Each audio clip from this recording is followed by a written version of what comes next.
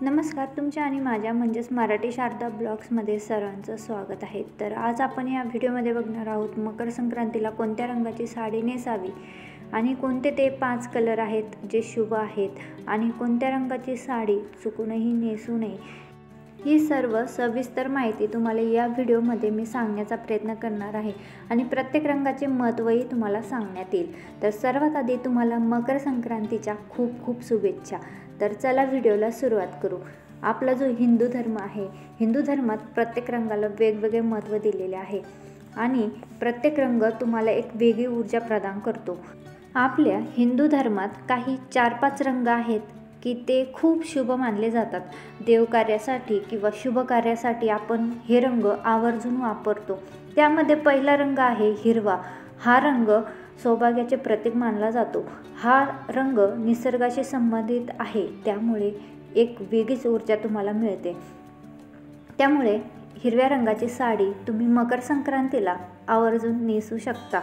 तर दुसरा रंग आहे तो म्हणजे लाल। लाल रंग हा खूप शुभ मानला जातो। देवपूजेसाठी किंवा कोणत्याही शुभ कार्यासाठी आपण हा रंग आवर्जून घालतो किंवा या देवकार्यासाठी किंवा पूजेसाठी आपण आवर्जून अशा कलरची साडी नेसतो।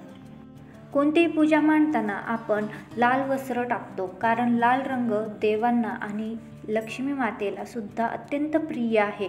हा रंग उत्साह, सौभाग्य, उमंग, धैर्य आणि नवीन जीवनाचे प्रतीक मानला जातो। त्यामुळे शक्य असेल तर लाल रंगाची साडी तुम्ही मकर संक्रांतीला अवश्य नेसू शकता। त्यानंतर येतो केशरी रंग। केशरी रंगाची साडीसुद्धा तुम्ही मकर संक्रांतीला नेसू शकता। हा रंग त्याग, ज्ञान, शुद्धता आणि सेवेचे प्रतीक आहे। छत्रपती शिवाजी महाराजांच्या सेनेचा ध्वज आणि रामकृष्ण तसेच अर्जुन यांच्या रथाचे ध्वजसुद्धा केशरी रंगाचे होते, कारण केशरी रंग शौर्य, बलिदान आणि वीरता यांचे प्रतीक आहे। तर अशा पद्धतीने तुम्ही केशरी रंगाची साडीसुद्धा मकर संक्रांतीला आवर्जून नेसू शकता। तर चौथा रंग आहे पिवळा। कोणत्याही मंगल कार्यासाठी हा रंग आपण आवर्जून वापरला जातो। पूजेमध्ये पण हा रंग खूप शुभ मानला जातो। पिवळा रंग परिधान केल्याने आपला गुरु ग्रह सुद्धा बलवान होतो। तसेच दुसरी महत्त्वाची गोष्ट म्हणजे हिंदू धर्मात पिवळा रंग हा खूप शुभ मानला जातो। पिवळी साडी तुम्ही आवर्जून मकर संक्रांतीला नेसू शकता। तर सर्व स्त्रियांचा आवडता रंग म्हणजे गुलाबी। गुलाबी रंग हा नेहमी स्त्रियांना आकर्षित करतो। गुलाबी रंगाचे कपडे परिधान केल्यामुळे आपलं मन सुद्धा खूप प्रसन्न होतं। या रंगाने सुख, समाधान येते आणि मन सुद्धा शांत राहते। तुम्हाला जे रंग सांगितले आहेत ते रंग शुभ आहेत। तर या रंगाच्या साड्या तुम्ही मकर संक्रांतीला घालू शकता। तर संक्रांतीच्या दिवशी अशा रंगाचे कपडे घातल्याने हे रंग बाहेरची उष्णता शोषून घेतात आणि आपले शरीर उबदार ठेवतात। त्याचप्रमाणे तुम्ही पोपटी, चिंतामणी, क्रीम कलर, राणी कलरच्या साड्यासुद्धा नेसू शकतात।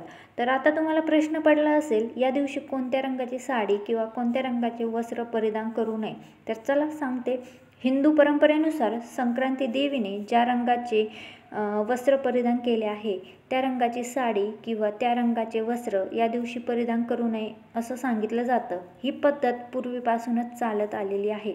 संक्रांत जवळ आली की प्रत्येकाची चर्चा असते की यंदा संक्रांत कशावरती आली आहे आणि आपण तो रंग पूर्णपणे वर्ज्य करतो।